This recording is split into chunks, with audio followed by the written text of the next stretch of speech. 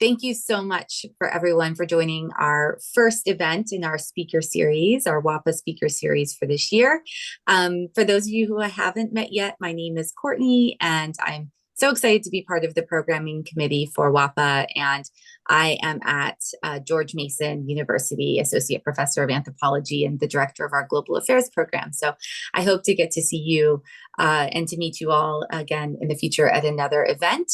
So I am very excited to be able to welcome you to our talk for this evening, Searching for an Applied Anthropology of Water, featuring two speakers, Matthew Wilfong, who is currently a visiting assistant professor in the Department of Environmental Studies at St. Mary's College, and Michael Pauliso, a professor emeritus of anthropology at the University of Maryland College Park, and the former president of the Society for Applied Anthropology. So what we've done, they will introduce themselves and say a little bit more about their background and their work as part of their talk, but we've asked them to come and to speak for about 25 minutes or so, 30 minutes. It can be flexible on their edited special issue of Human Organization, and also their work on the anthropology of water. And then we will open it up for some time for Q&A and discussion among the attendees and the panelists. So without further ado, I will turn it over to Matthew and Michael. Yeah, thank you very much for that intro. I'll go ahead and share my screen here and get that all set up.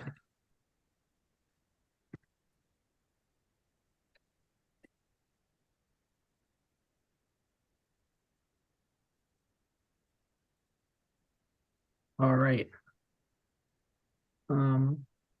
So our talk entitled Searching for an Applied Anthropology of Water, as Courtney introduced, really stemmed from our tackling of producing a special issue in the journal Human Organization that was recently published, I think, in the beginning of August, and really happy to see it out and see the fruits of our labor, if you will, in producing the special issue and the amazing work that the other authors and our co-authors have produced in this special issue.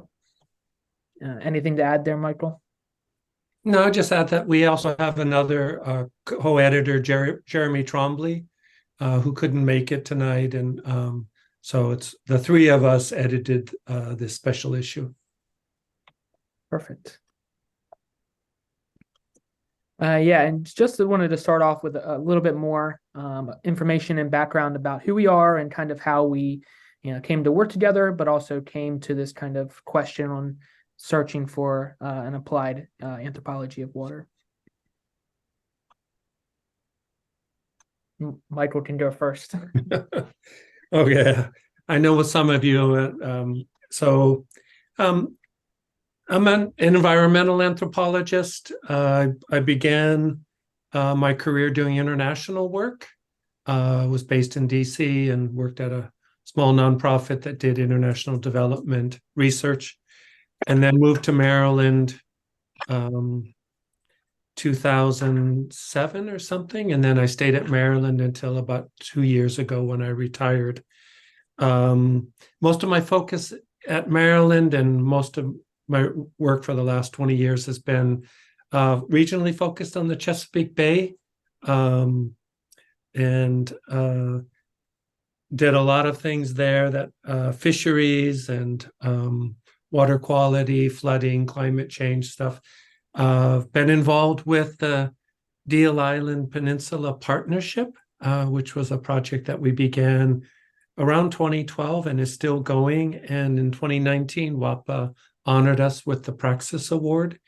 And right now I'm living in Bellingham, Washington. So I retired and moved across to another estuary, the Puget Sound area, and I'm enjoying getting to know that. So Matthew, you want me to say how we started working together or save that for later? Yeah, we'll save that for the next slide. Yeah. Okay. Yeah.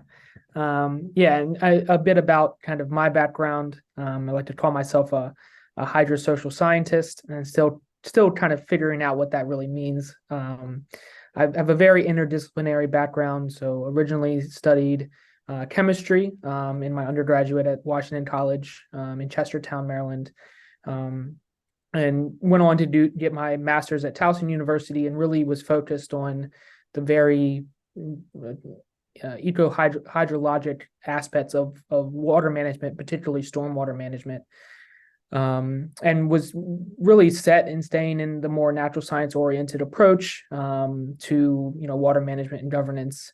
And that was pretty much up until I met Michael at University of Maryland in my first year of my PhD program, where I really decided and really took a interest in understanding the social and cultural aspects of water, and understanding how that influences the way we manage and govern water as well. And I haven't really looked back since then.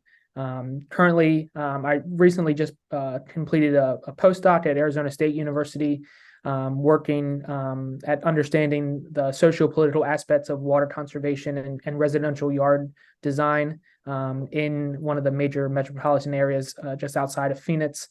And now I'm currently first year visiting assistant professor at St. Mary's College in Maryland. So definitely excited to be back in Maryland and back to the area. Definitely dreading the cold a little bit as it creeps to be more cold. It's definitely already colder here than it was the entire time I was in Arizona. But yeah, definitely happy to be back and excited to get working back in the area, especially in the Chesapeake region. So then we can talk in the next slide a little bit kind of how Michael and I came to work together and why we had this overall focus on applied anthropology and water. Michael, you want to say a bit about, you already introduced this a little bit, but. Yeah, so, when I started focusing on the Chesapeake Bay, this huge estuary, water, and I started, with fisheries and doing sort of typical fishery anthropology work, looking at commercial fishermen, watermen, blue crabs, oysters, and how the commercial fishermen related to the resource managers and the policymakers, et cetera. But then I became very interested in water pollution, and my area in environmental anthropology has been a more cognitive one, where I was interested in cultural models, the cognitive mental models people had in their head and shared different stakeholder groups about water pollution, what is pollution and what is water and nature and environment. And then this was all on the Lower Eastern Shore in the Deal Island Peninsula area, and low-lying coastal community marshes. You can't be out there without beginning to engage with flooding and issues around climate change and marsh degradation, and so we kind of shifted our focus off of the Tangier Sound and the Chesapeake Bay, the estuary body of water itself, to water up on the land, and focusing on marshes and flooding.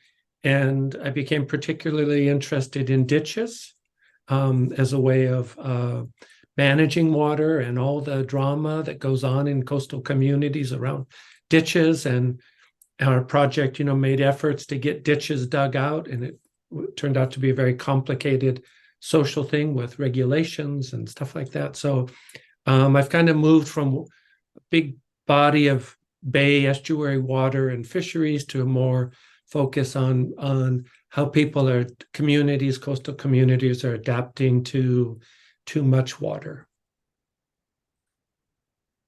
Yeah, and then just a little bit of more background about kind of how I came to water and my focus on water. So I've always had this real love and spent time on water throughout my childhood, and really connected with water, but really never kind of assessed kind of my own social and cultural understandings of water and how that influences how I've been involved in water and my interest in research.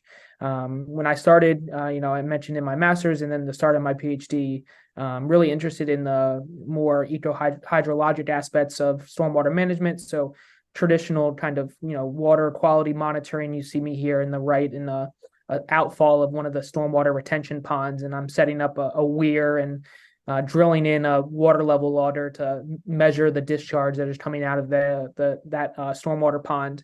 But I really found myself after both having class with Michael, but then also I was already kind of in this process where Maria Kaika, who's an urban geographer, kind of explains herself transitioning from a urban architect to an urban geographer by explaining she always felt like she was on these rails or on train rails as a architect, and really didn't understand who set those rails and why they were the way they were when she was trying to design and think about the urban landscape. And I really felt that way, similar way, and when I thought about water and trying to understand, especially stormwater, why I was doing research and asking very particular questions, but not really understanding why I was asking the questions the way I was, and what those answers and how those answers and that research was going to be utilized. So I began to be a bit more critical and engage in more critical styles of research to understand,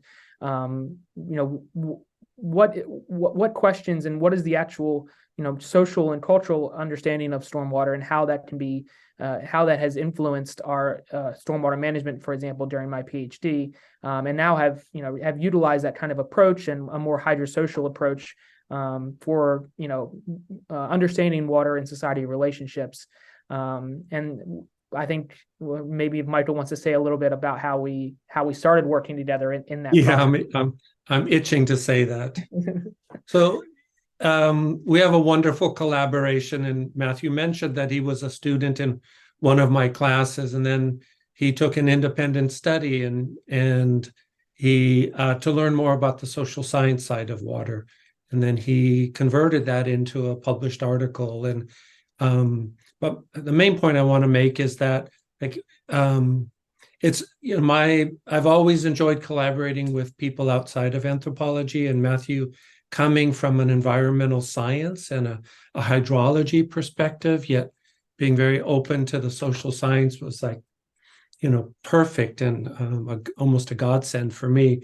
And so we've kind of continued to work together over the last couple of years, and every professor hopes to have students like Matthew that become colleagues, and because now I learn from Matthew and I don't have to work as hard, and I learn new things all the time. So that's kind of how we ended up thinking about putting together this special issue in my mind. Yeah, I definitely echo that sentiment, and it's been a very fruitful but also very fun collaboration, both during my PhD, but then also as colleagues now, and putting the special issue together. So we can talk a bit about that. I won't go too much into the weeds of kind of the process, but we really, throughout the finalizing my my PhD and then bringing in Jeremy, our other co-author as well, we really had this focus on if we could better understand what applied anthropology of water really means, and if we really set off with this question: is there a particular is there something unique about applied anthropology of water that can be brought out by understanding and kind of collating a host of research in this field and seeing what comes out of that. So we started the process, I want to say, in the fall of 2022, and we set out abstract or call for abstracts, seeking to find applied anthropological work on water, and really focusing as much as we could on making sure that submissions had an applied aspect, but really showed promise in utilizing very ethnographic insights into water-related issues and water-related problems. As we sorted through the abstracts, we tried to maintain a diverse geographic focus to make sure we are accounting for a wide range of areas and wide range of water-related problems, as well as scholars across their careers. So we had a few of the scholars were PhD candidates, then some early career professors as well as tenured professors and more established researchers as well. And we wanted to make sure we kind of incorporated a wide range of scholars into that process. And you can see here on the right the table of contents from all the other authors and the other articles within the issue. There were 7 total outside of our introduction. And throughout the process of building the special issue, we actually, as co-editors, also helped to revise the articles alongside of peer review. So we were integrated within the process basically from start to finish in working with these authors, and that all allowed us to gain a bit more insight into how they were framing them as authors, how they were framing their question, and how they approached their critical work or their critical approach to understanding their applied anthropological research on water. So from start to finish, we really thought that, by building the special issue and understanding what applied anthropological research on water looks like, we could get a better sense of what is there maybe a subfield or a subdomain that might be considered applied anthropology of water, and if so, what are some key elements that might make that up? And as a result of that process, we put together introduction talking about kind of our findings by being co-guest editors of this special issue.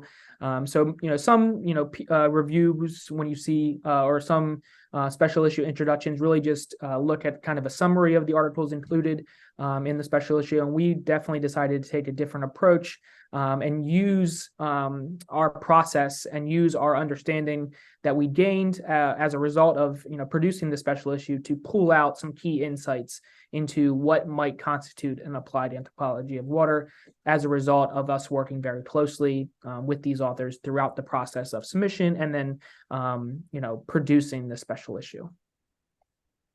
Anything to add there, Michael? Yeah, just a couple things. One is I'm probably most of you are members of the SFA, so you get this. But if you're not, this special issue, the introduction is available online. You can just go to the SFA website and click on it, and the introduction and one article is online. And if you're an SFA member, you know that the SFA is beginning a new relationship with Taylor and Francis, and so we'll be moving more and more to sort of online public, open access to a much more significant degree. So if you haven't, I'm sure you've all read the article, the chapter before the talk tonight, but just in case you need to reread it again, it's available.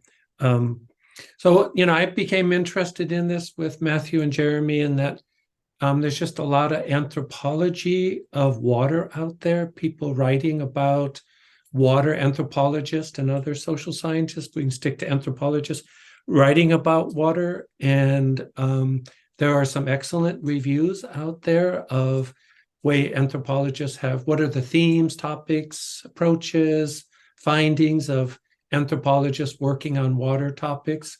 Not surprising, you'll find it extremely broad and holistic and diverse and different approaches, etc.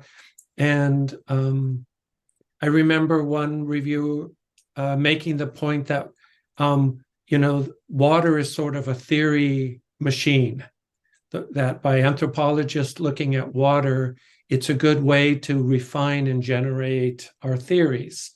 And I think from that, we took the phrase that it can also be an application machine, that we wanted to see that. So it's a fascinating body of literature, the anthropology of water. A large amount of that has practical applied implications explicitly and implicitly. And from that, came the idea that, well, is there in that subset of large anthropology studies of water, are there some, excuse the pun, currents of thinking and analysis and approaches and applications that might begin to constitute an applied anthropology of water? Like, we wanted to tease out if there was something we could focus and highlight on within that might be, I'm going to say a subdomain, but that's a little too reified, and we don't want to make it siloed. But what are some of the applied practical directions, trends, that we're finding in this anthropology of water? And what can we gain by kind of trying to tease those out a little bit?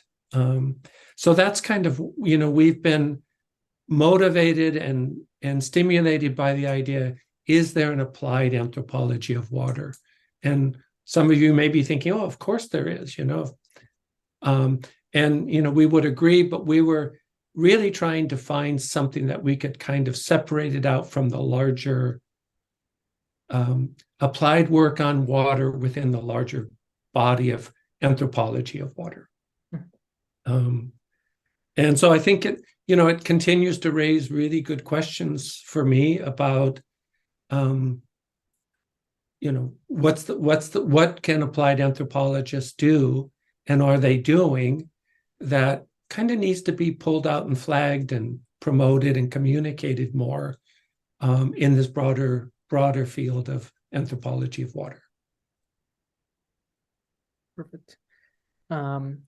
Yeah, and so throughout that process, and kind of as a result of multiple readings of our of the articles that made up the special issue, and kind of synthesizing and coalescing them into the special issue, we really wanted to highlight 4 key themes or foci that really was born out of seeing what 7 articles deeply not entrenched, but deeply embedded within applied anthropological research really helped us see about applied anthropology, particularly in regards to water.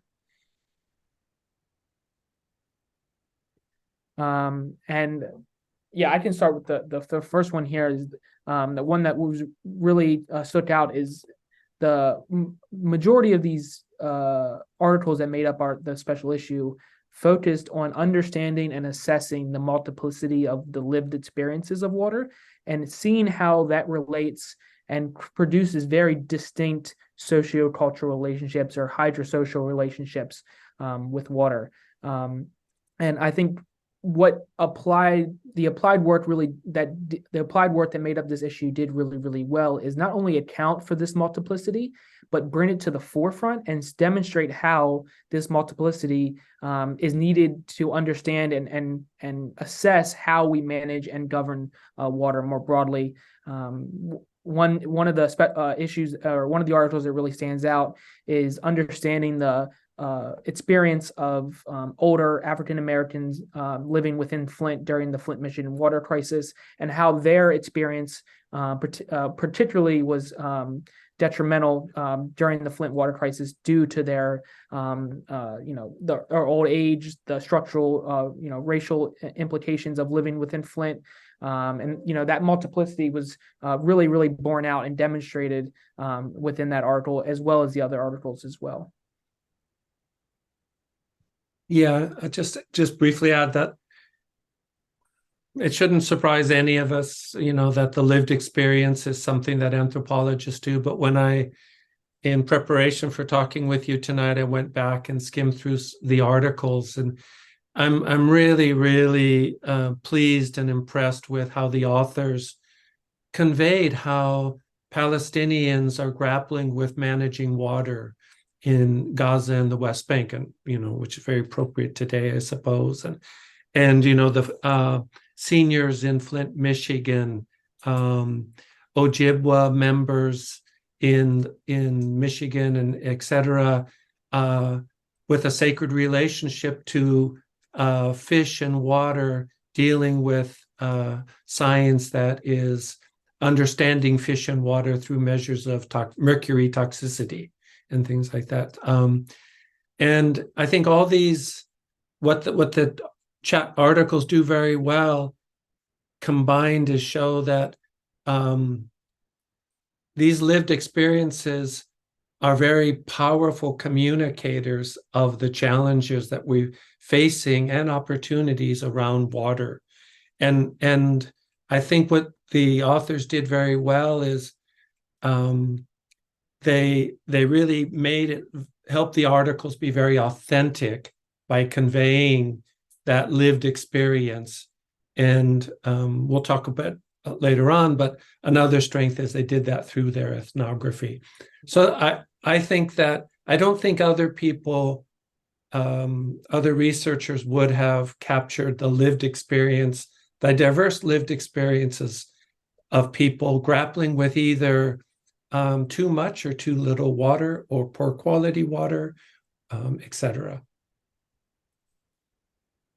Yeah, and then kind of moving on to the next bullet point there, another real strength of the research we found is the configurations and really the focus on access to clean water, both clean water for drinking, but then also for other uses as well, and understanding that and kind of assessing how scarcity is really manufactured, whether that be a social manufacturing, a political manufacturing, or some other, or even more from a hydrologic perspective as well.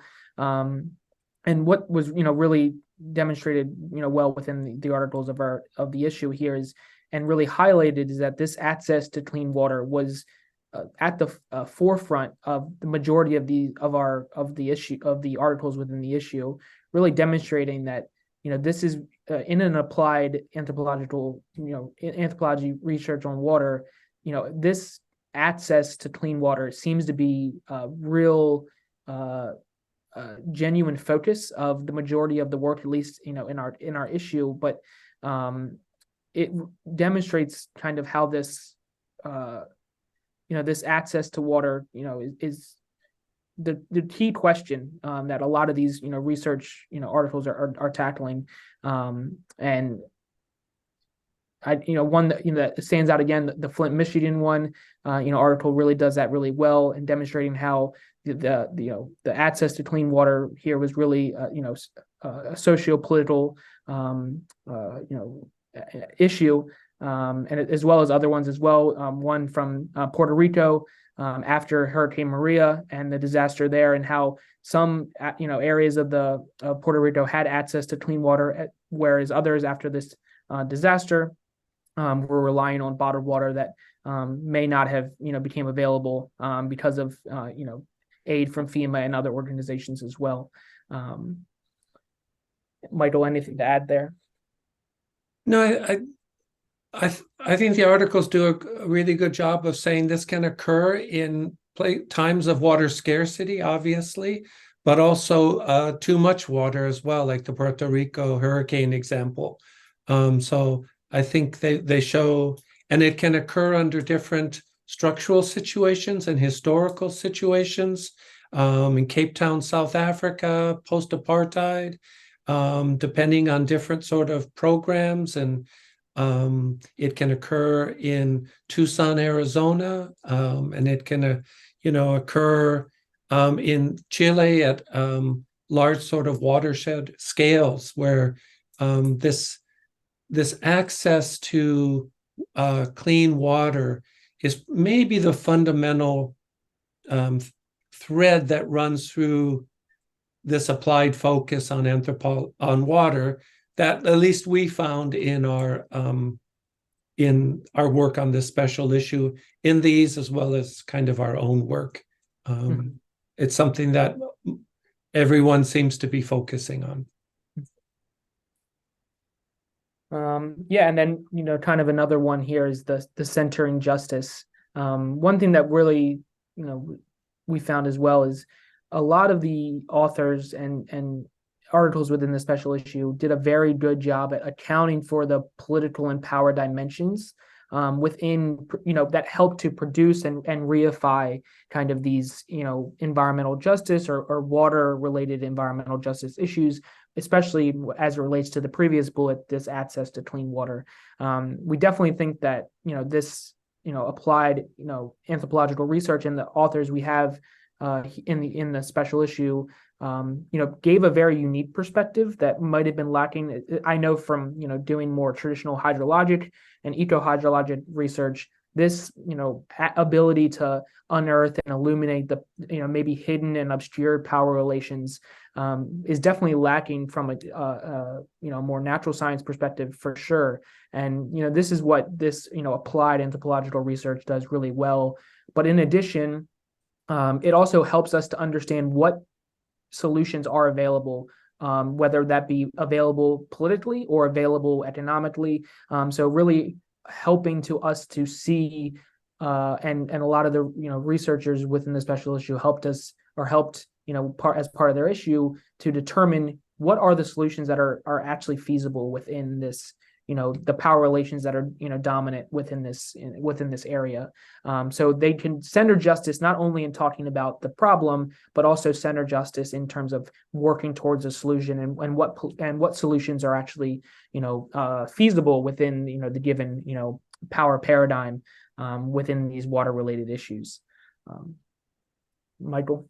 Yeah, all the chapters have an emphasis on justice, equity, inequity, inequality. I think they're very rich in how they approach that historically, structurally, politically, very nicely, culturally, especially again, this Ojibwa example where cultural beliefs and practices clash with sort of scientific resource management approaches to managing toxicity in the fish versus understanding the role of the fish in particular rituals, cultural practices, and livelihoods. So there's these gaps. They show these gaps between different perspectives on how to promote access to clean water, or how the gaps between some of the stakeholder users versus the providers. The one in Flint, Michigan, particularly has a strong sort of structural, historical, racial component to it, and focuses very nicely on a subpopulation of seniors and how they are being left, becoming sort of, they feel they're being responsibilized to fix this problem of water, and they put that as part of a very much injustice issue. So, I think we as anthropologists are today very attuned to justice issues in our work. And I think the authors do that. And I think that they provide some good first steps to what to do about that, or at least they heighten our awareness about that it needs to be addressed as we promote access to clean water. Yeah, and then our kind of last strength and what we saw definitely at the forefront of all the articles within our research is the use of ethnographies as really the center point of their research methodology, and it allowed them, our authors, to really be embedded within their research, and also be work within the have very practical engagements with multiple stakeholder groups that are incorporated within these water related problems that each of these authors kind of honed in on. Being relatively new to this type of work and diving head first into ethnographies, I was really struck at how powerful and how much information and just the richness and strength of the information and insights that all of our authors in our special issue kind of gained from these ethnographies, and the type of relationships they built, not only with through their research, but also with the communities that they were working within, and really gearing their research towards improving the communities that they were also part of their research. Really saw that within the work in Palestine, the work in Flint, and the work with the Ojibwe population as well. Really, as well as in the Chile example as well, working within those communities to, potentially overthrow the privatization of water in Chile and the 1881 water code in Chile, and the hydrosocial dynamics of that. These ethnographies were really the forefront of this work, and that was definitely another one of those common threads that we saw in what might be constituted, across an applied anthropology of water, the use of ethnographies to kind of ground and bring a large, richness to their research, was, something that was really born out of us working with the authors and, the production of the special issue, for sure. Yeah, I don't have much more to add, except, these articles reminded me of how much I value, enjoy, and support ethnography as a research approach. And these ethnographies were done in different configurations, multidisciplinary teams over different times, qualitative, quantitative, a range of methodologies. But what is unique in all of them, in that the researchers, the authors, were very open to a very inductive, grounded up sort of learning. That doesn't mean that they didn't have top-down deductive sort of frameworks to apply as well, but clearly they were on guard to make sure that they weren't over-applying external frameworks to situations. And that comes back to allowing sort of the lived experiences to be a main source of information for what are the dynamics of the situation that's going on there, and solutions, challenges, etc. So to me, it made me really proud to see ethnography being so powerful and effective. I think most others outside of anthropology and maybe sociology, they just, ethnography is not something they're that familiar with. So these were kind of the four main, themes and kind of maybe common threads that really, worked through the issue. I mean, the articles that made up the special issue and helped us think of, what are these, strengths of applied anthropology of research on water, and what might constitute, this field and be important within this field as well. But there was also some weaknesses that we brought out, and maybe Michael can start with these, and I'll add my thoughts afterwards. Yeah. So just one final comment on these strengths, these four themes. I think we struggled to come up with them because they were there, and there might have been other ways to kind of compare and contrast these 7 articles as well as our own experience. But I think as I look, and we were looking for something that maybe we could use to construct an applied anthropology of water. So on one hand, I feel quite good about them, but I also recognize that there are other themes that weren't in the articles or weren't consistently through the articles as well. That could be part of an applied anthropology of water. And so one thing that I think the articles didn't go as far as, in hindsight, I wish we could have, was engagement with practitioners, colleagues, researchers, managers working in institutions on water issues.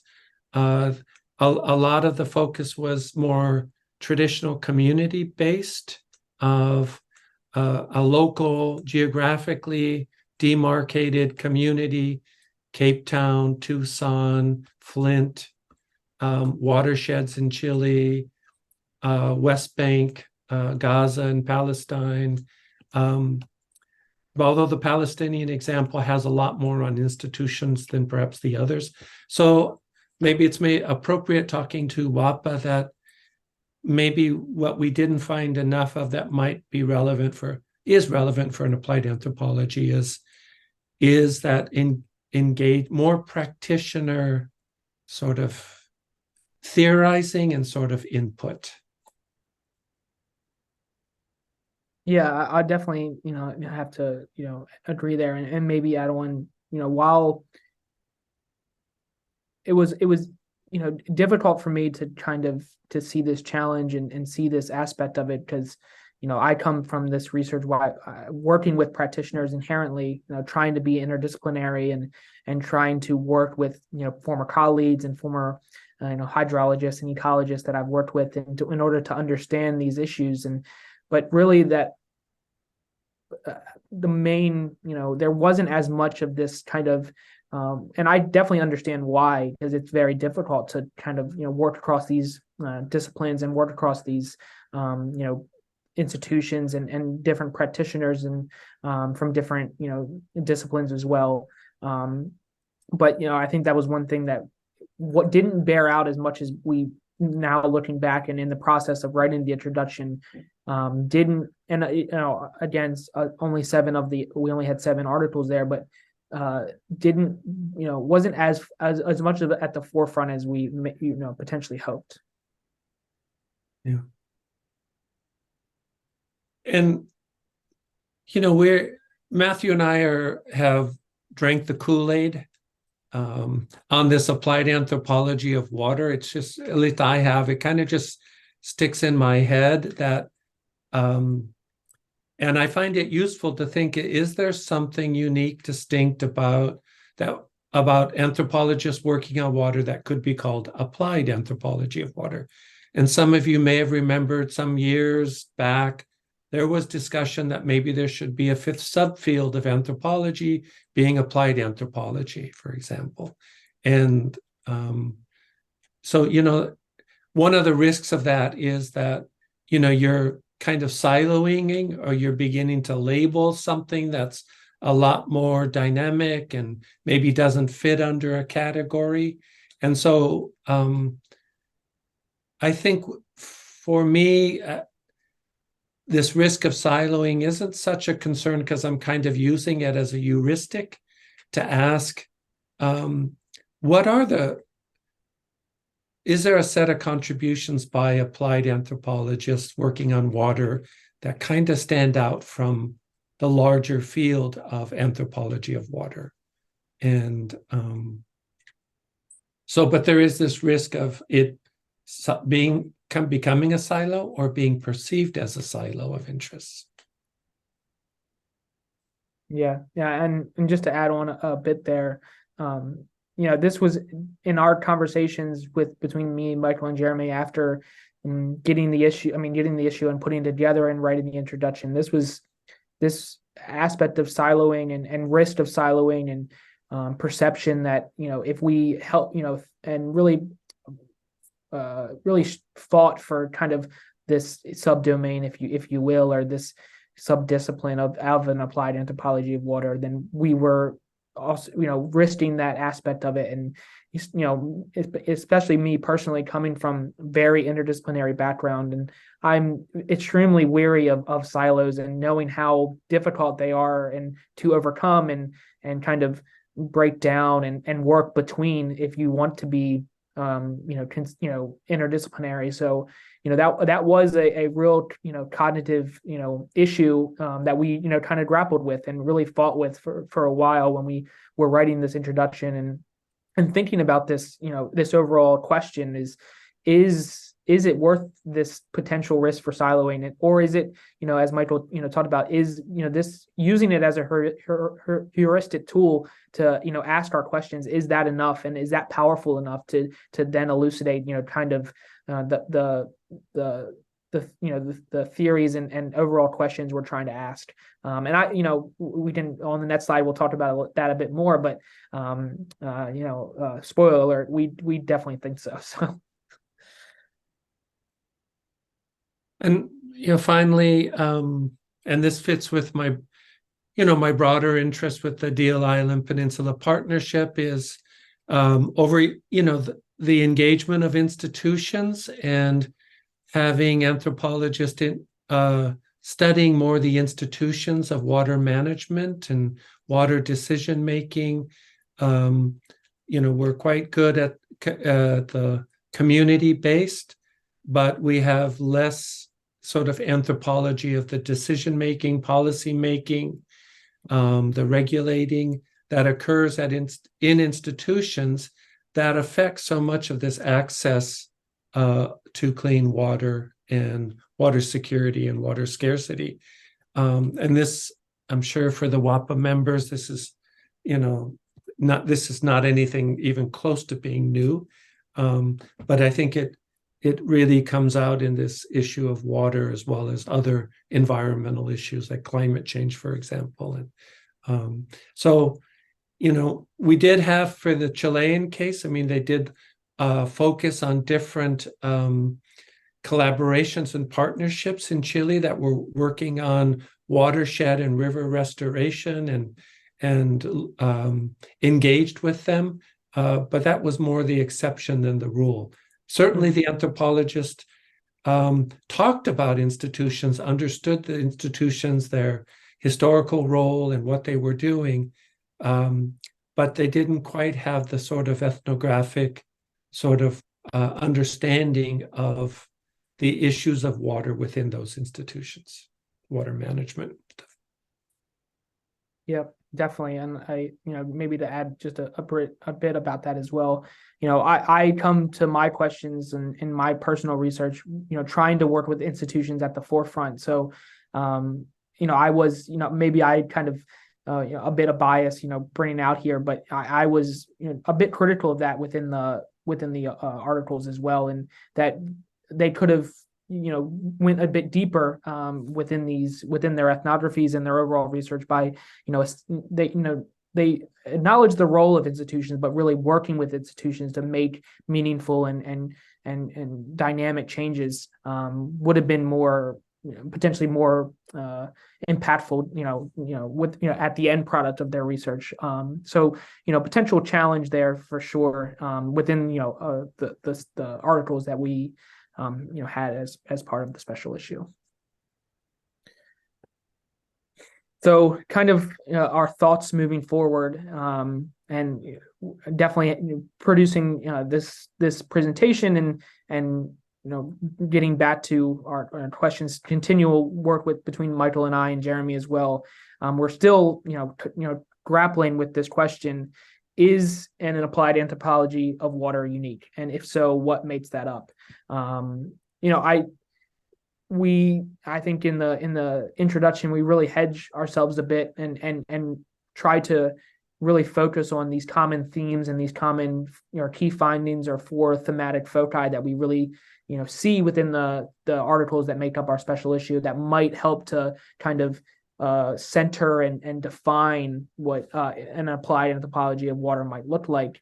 But we still are, to be honest, still, grappling with this question in our research currently. But it has given, from my, personal insight, it's given me a better understanding of how to frame my research and the importance of my research and what I'm trying to do with my research. So this process and this overall questioning of my research process and this work within trying to understand and applied anthropology of water has helped center my thought process and what constitutes my work and what I'm trying to do with my work and how I can be more impactful as well. Yeah, just briefly, I think earlier in my career, I would have been concerned, is there a de facto, does the data show that there's something like a unique applied anthropology versus anthropology of water with application? I'm less concerned about that now. And I kind of asked the question, by framing it this way, is it useful to generate good questions, discussions?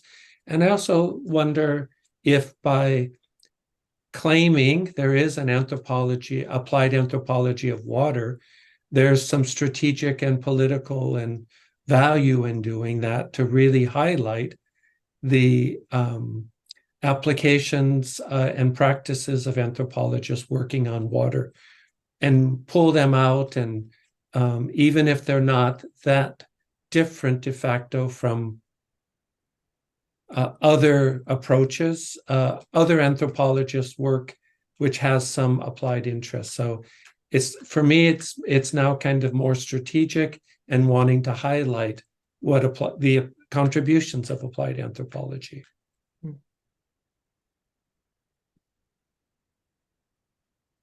And then, yeah, maybe Michael, we already kind of touched on this a little bit, but you can talk a little bit more about this one.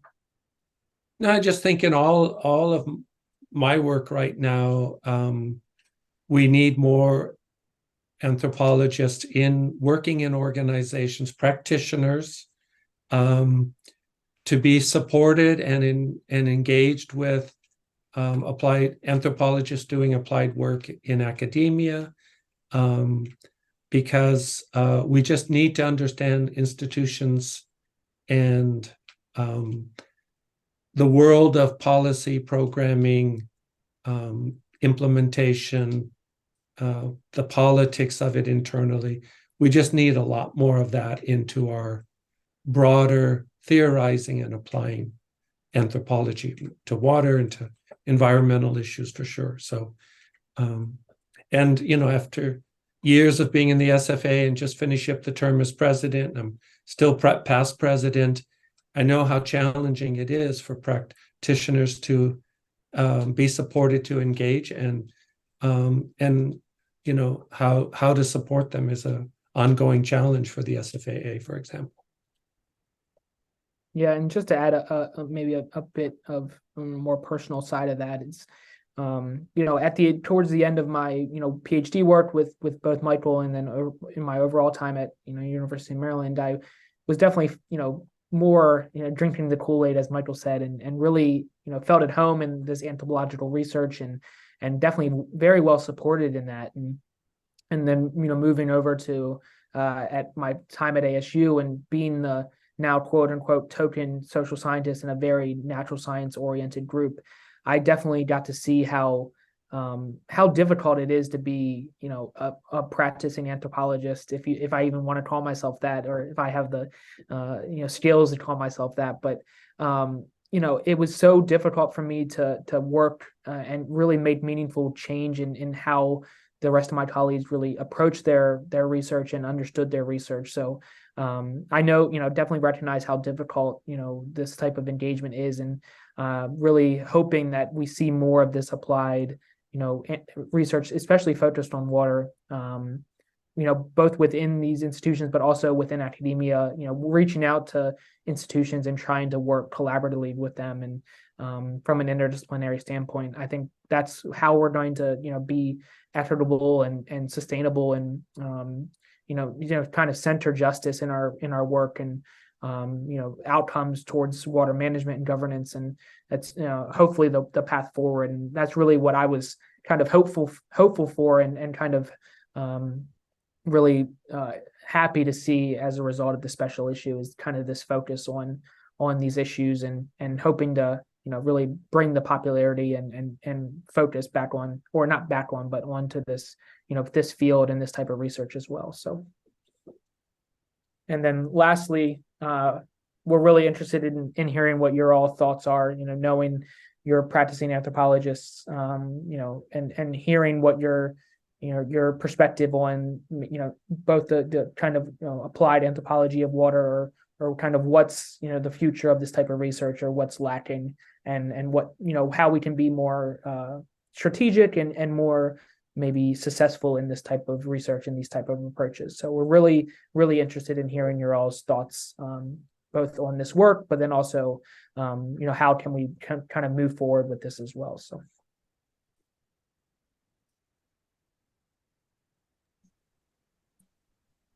Great. Thank you so much. Please help join me in thanking our presenters for this evening. I want to open it up now for a time of questions for our presenters, and also a time of discussion among everyone who is attending. So if you have a question, you are welcome to either go ahead and unmute yourself, raise your hand, whatever you feel like doing. You're also welcome to use the chat as well, and I'm glad to read the question out loud. I'm wondering, Matthew, would it be possible to end this just so I could see Yep. everyone on the screen in case there are people who are raising their hands? So, okay, so I see two hands raised. So we'll first go to Mark and then to Adam. Okay.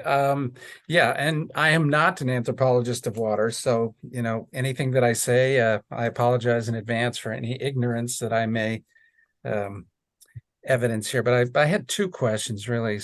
One of them was that have you encountered any anthropologists of water who are working with like long river systems? And I'm thinking of the Colorado or the Mekong or something like that, where in an applied sense, and it occurred to me, like for something like the Mekong River, I mean, you have a whole set of institutions, including ASEAN and other things like that, which in multiple countries, multiple interests, along with all these things you've talked about, that an anthropologist would be very good at elucidating the mixture of the traditional relationships with water, all up and down certainly the Colorado, the Mekong, and many other rivers like that, but how those interface with, again, thinking of the Mekong, people building dams because their interests, economic interests in hydropower and all of those things. It seems to me that in a context like that anthropologists working with, in that kind of global system context could really pull out a lot about those river systems as systems, and that system approach that comes from the holism in anthropology could be really useful and, lead to policy recommendations, which is sort of the second question I had, was whether or not any of the authors that you have in the special issue ended their research with policy implications as sort of practicing anthropologists. So sorry for the complicated, long question, but. Yeah. I'll start. I was also thinking of the Mississippi, and that I thought of that because, of Army, of anthropologists, other social science, working with the Army Corps of Engineers, et cetera. And there's large projects in and around New Orleans where anthropologists also, the dams, hydroelectric dams, sure. And like on the Columbia River, and thinking of Brian Tilt in Oregon and others. I think he's also worked in China. So I think, this anthropology of water, because water is so ubiquitous and engages us with so many ways that it can quickly encompass a tremendous range of anthropology, like of rivers, dams, floodwater control, et cetera, et cetera. So there is that literature out there. I'm not an expert in it, but just a quick thought, like those were the ones that came to mind. I think the studies, the chapters, did come up with policy recommendations about what to be done to prepare for hurricanes, to help ensure that water, to support community-based water groups, informal groups, or how to build watershed alliances to protect rivers in Chile, what to do in Flint, to have better state and federal city engagement with seniors, et cetera. I think they were all reasonable and good. And what I would have written, and I would have said they were quite general, because I think, again, they're not the anthropologists working in those agencies and organizations that understand how those policies and programs are created through their ethnographic presence and engagement. So there were policy recommendations. How feasible, practical, implementable they were,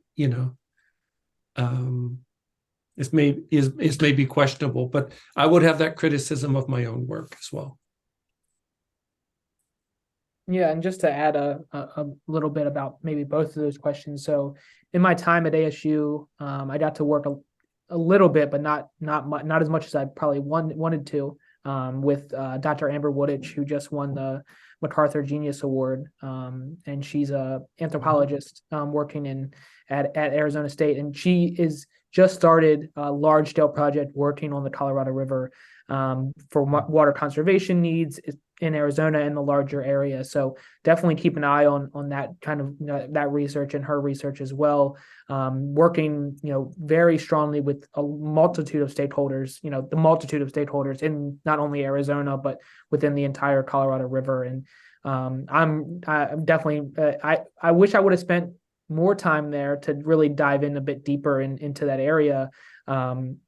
And 1 year was not nearly enough to understand and kind of unearth all the multitude of issues and stakeholders that really play a role in the Colorado. But from the policy standpoint as well, I think one that really sits out is there was a research article written by Dr. Lucero Radonich that she's now at Northern Arizona University working.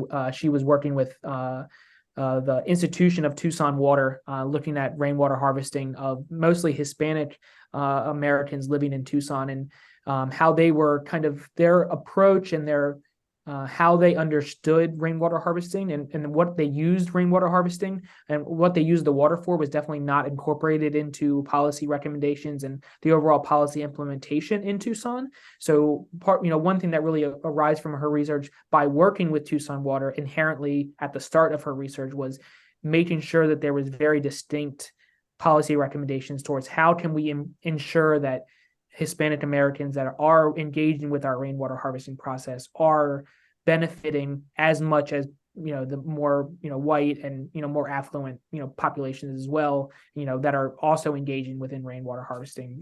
The rainwater harvesting rebate program, or also what are they doing with the rainwater that they are harvesting. So I think that one really stands out for me. But again, I would kind of echo what Michael said.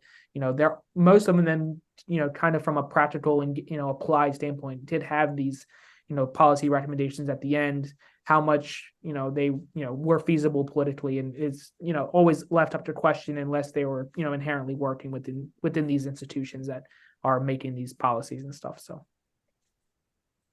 thank you.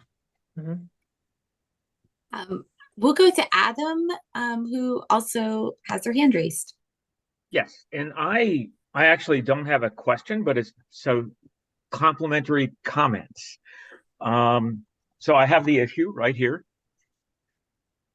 And I really appreciate it. I thank you greatly for this issue. I am one of those practitioners that you mentioned wanting to reach out to. I do full-time international and domestic disaster response. So I work at that inflection point where existing water systems are vastly disrupted, and whatever degree of good or bad water systems people already have, those are destroyed. And in fact, I'm really anxious, and I'm embarrassed to say I haven't read it yet. The Hurricane Maria article. I spent a year post Maria in Puerto Rico, and part of my work for FEMA was the water systems. So bingo, and I haven't read it yet. But one of the things I did want to mention also that just another element here in terms of water systems, culture, applied anthropology, disasters in my case, is flooding, which I didn't see as well in the list of articles that might be there. But major flooding also creates a list of consequences too long to actually mention right here. But, major flooding in places like Pakistan, which is very different than flooding in Mozambique, which is very different than flooding in Missouri in the US. All of those I've responded to during many, many, many months of emergency response. So I want to also kind of advocate for including flooding in that list, but also just really strongly advocate for reaching out to practitioners, because I don't do research. I don't have time. And all of my experience, which is collectively and kind of incrementally pretty vast in emergency water, is anecdotal. I have data that I've collected to design projects. I have interviews that I've done in the field to improve projects, but I don't have ethnographic data or anthropologically kosher data. But I would love to engage in these kind of discussions because, for instance, in just and then I'll shut up. But in southern Ethiopia several years ago, during a major drought, we actually reintroduced a water capture system that was culturally used decades and decades ago that had disappeared because of modern water systems. And so after doing a bit of research, we reintroduced it to a series of villages.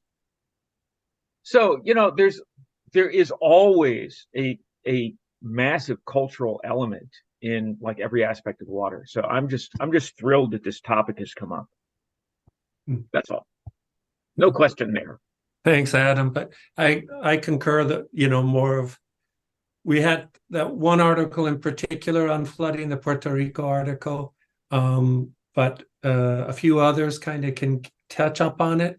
But it's certainly in my own research, the sort of focus is on flooding and flooding mitigation and for coastal communities, et cetera. But along with, I don't want to just, lean all the way towards flooding because, potable water and water for agriculture. And for instance, again, in Ethiopia, we calculated exactly how much we needed to give people for emergency drinking water so that they wouldn't die. And they gave half of it to their animals because if their animals died, there goes their livelihood. Right. So there's just so many elements. Yeah. Anyhow, now I'll shut up. Okay. Thank you. Before we go to Mary, I just wanted to read, there is just a comment in the chat from one of our participants. It says, it's from Monty. Hi, I sincerely apologize if I am mispronouncing your name, but hi, I'm really glad to be here. I'm not sure who gave my email, but thank you, and we hope you'll join for future events. I work on protecting rivers and rights of communities. This is very interesting to me. Congratulations on the book. So I wanted to acknowledge that comment in the chat. Thank you. Let's go to Mary.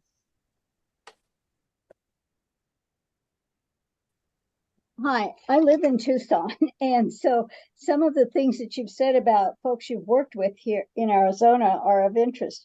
You mentioned Dr. Amber, and I did not catch the last name. Yeah, I can put it in the chat, but it's okay. It's WUTICH, but I'll put it in the chat as well. Okay, and the other person was the one. It was another woman's name who works here in Arizona that you worked with too. And yep. Can you put that name in there also and their yep. association? Yep. I'm retired and I am with the League of Women Voters in the Environmental Committee here in Tucson. And we're always looking for people to learn from, or to ask to speak to our group. So thank you very much for the work you do and the perspectives you have. It's really a delight to listen to you. And at the very end of your talk,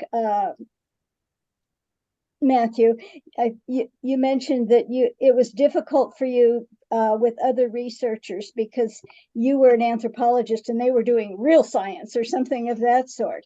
That reminds me of something I heard from Marlene Dobkin de Rios, who was speaking at an Anthropology of Consciousness group that her work was at a hospital in California. And as an anthropology researcher, she got no credibility from doctors and administrators and stuff like that. She had permission to be there, but they just didn't get what she was doing. She was doing ethnography, and I forget the focus. But she said she finally realized she had to go get a certificate of something medical or something. So she got a certificate in social work or therapy or counseling or something like that that she could hang on her wall. And then she was accepted as a real practitioner. So Yeah, thank you.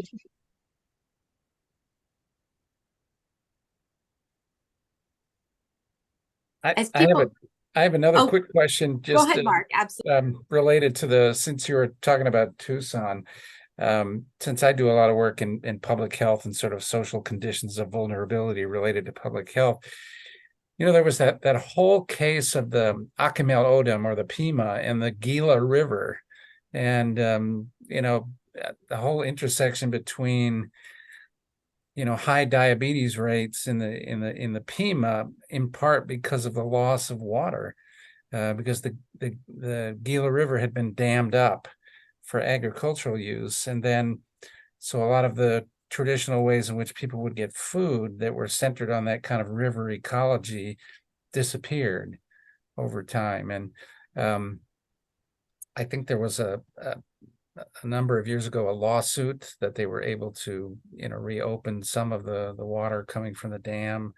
But I just wondered, because there's this clear connection there between a lot of that work that you're doing related to water systems and public health related issues, and that was one. So I don't know if that's something that you ever ran across when you were in Tucson, or near, it's near Tucson anyway.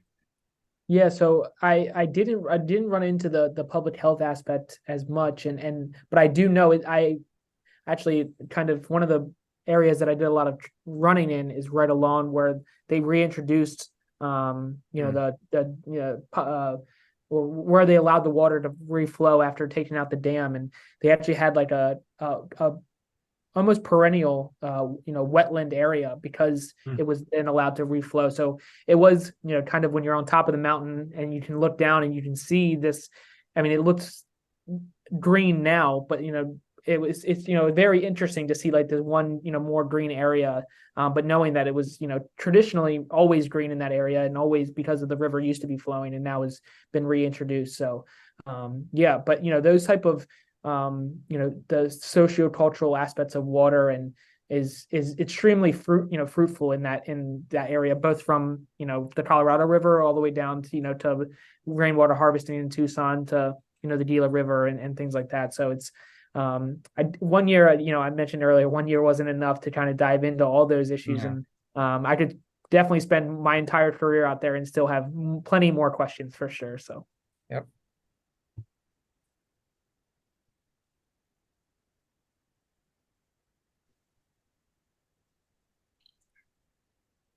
I have a question, but I'm going to go to I'm going to save my question until the end. I'll go to Monty. Am I pronouncing your name correctly? Hi, yes. Okay. Yes. Well, Monty, I say Monty, right? Okay, Monty, I'm so sorry. No, thank you so much for being here, and please go ahead. Thank you very much. Yes, this is really interesting to me. I wanted, from the field that I work in, I work with an NGO and to stop dams. And then also to protect the rivers and work with the communities and so forth, indigenous peoples a lot in different parts of the world. And I focus more in Latin America. And one of the things that we need, it's, we need, a lot of the work ends up in court. So we need the evidence, if you will, especially in the context of the whole rights of nature, rights of rivers movement. Then we're trying to prove that, and many of us know it, right? But we're trying to prove it in court, and also how do you change people's minds?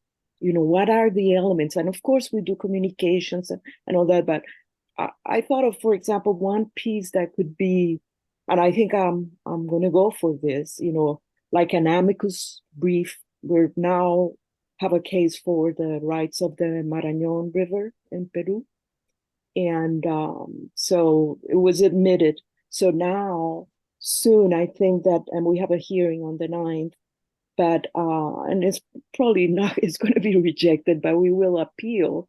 And one of the things that I'm thinking is that if we get the indigenous peoples supported by anthropologists to write or with, I don't know, we need to work on that relationship there.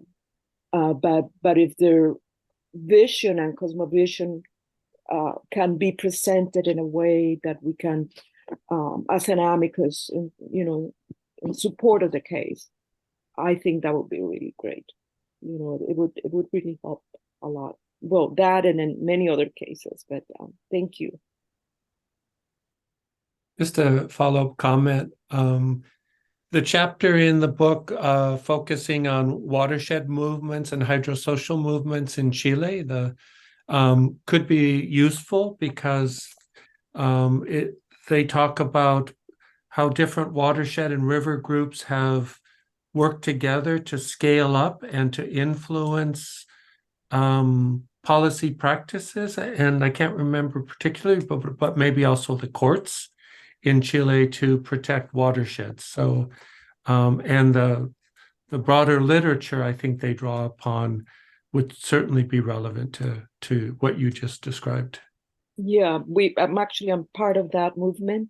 So we're working towards creating a law, very much with the Pew Foundation and other groups. But yeah, a law for river protection, and that's sort of we've been fighting dams for forever, right? And we win, but then they come back, and then also we lose, right? But the dams come back, and then so it's time to do something a la Wild and Scenic Rivers Act. So this is how it also starts getting interesting in terms of water, how all the pressures and the problems, the issues start escalating. And right now, like this year, was the second time after 50 some years that the UN held the Water Congress, which was really, really, I felt pretty good about being there.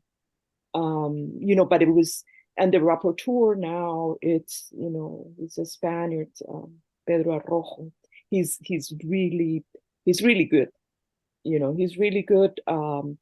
Sorry, I'm taking too much time, but there's a lot to talk about. And yes, we are actually in November going to work. There's a festival about Somos Cuenca. It's the name, where the river basin, and then out of that will come out with a declaration of the rights of the Biobío, which has 3 dams, and there are more proposed.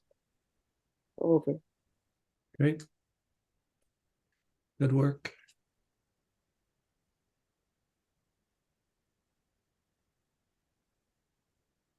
So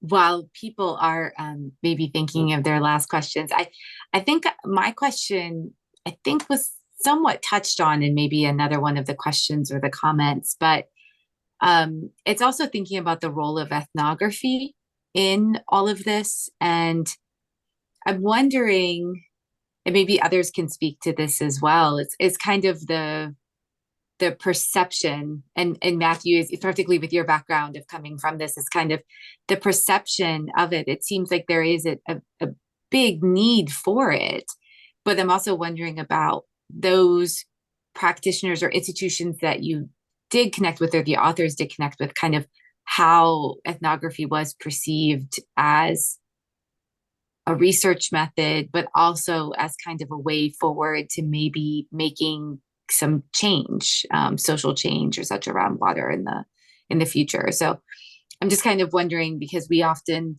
maybe kind of hear about the need for quantification and the power of numbers and such like that, but ethnography plays a very significant role. And so I'm wondering, how authors or you all have kind of what you've heard kind of the perception of this from practitioners, from institutions as well. Yeah, I can say a little bit, just kind of without getting, taking up too much time, but really, kind of, I mentioned about the kind of research group that I was a part of at ASU, and really large scale NSF, traditional natural science, hydrologic research, and very high level thinkers and movers and shakers in this field, and definitely did not appreciate the ethnographic approach and the insights that might be born out of it. And without getting too much in the weeds, I was really interested in interviewing residents and understanding how they were engaging with water conservation in their residential yard design choices, whether it be turf grass or xeriscape. And really the kind of almost very like one-liners I got back from the rest of the research team is, well, we just care about how much water they're using. That's all they cared about, is trying to measure how much irrigation they're applying. They didn't care about why they were doing it, what the choices they were making. So really this very reductionistic approach. But then from the other side of that, right? So I started the research out there, working with the city of Mesa, which is the city that I was working in, which is right outside of Phoenix. And I reached out to them and asked if they had questions about, water related. And they came back to me and was like, we would love to understand why people are engaging with the program. Why are they not? What are their obstacles? What questions do they have? So we can be more effective in our programming and our policies towards water conservation as well as landscape design. So the institution right here was very, very interested in the ethnographic insights. And so I think can be I'm still in the process of working through that, research and data, but has been really successful there. Whereas kind of trying to go across disciplines and work with the more, natural sciences has been still very, very difficult. So I think it gave me a lot of hope that, the institution right in the city of Mesa was so energetic and so, interested in this type of research and wanting, I actually just got emailed from my colleague there and asked, well, when am I going to get some of these results? Because we're really, really interested and really, and I was like, I just started this job here and, struggling with time and stuff like that. But, they're, very, very interested. So it's given me a lot of hope and made me really happy to see this is, really important to them, and they're really, really excited to see the results of the research. So, yeah, I think echoing what Matthew said, I spent a lot of time trying to have other researchers, scientists appreciate the value of ethnography. It has failed spectacularly, and to the point that I'm not interested in pursuing that. They're trained in their fields. They're very rigid. And if it couldn't fit into the model, and if we didn't have a representative sample, and if we couldn't quantify it to the point that it really didn't capture what we were interested in, they weren't interested. They thought it was, wow, that was interesting and all of that. And wow, I never thought about that. It didn't change them one bit. So using ethnography to be in these multidisciplinary collaborations with the hope of influencing policy, I wasted too much time doing that, I think. But I think more recently, and this is on our Deal Island Peninsula partnership, it's not presented as ethnography or so, but we've been working with the Department of Natural Resources, not working with, we're all in a partnership together. And by being in that partnership, they have become kind of ethnographers. They would never use that name. And I think, and they have learned some things that they wouldn't have learned through their natural science approaches and resource management training approaches. And they've become very invested. And they're actually now leading the partnership, not the social scientists. And it's a very interesting development.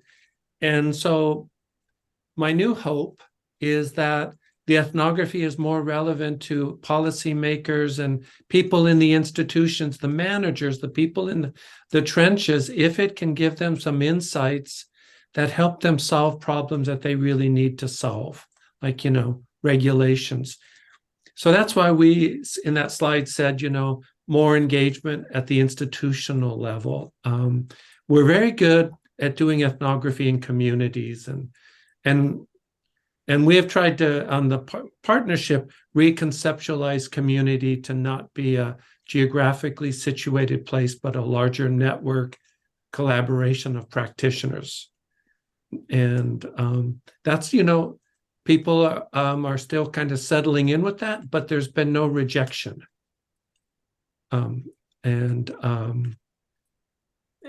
just recently, I crafted 5 questions to ask my colleagues in these institutions, why this partnership's important to them. There's just 5 simple questions that they could fill out in 10 minutes. And it was just a way to keep doing ethnography with practitioners, not other researchers.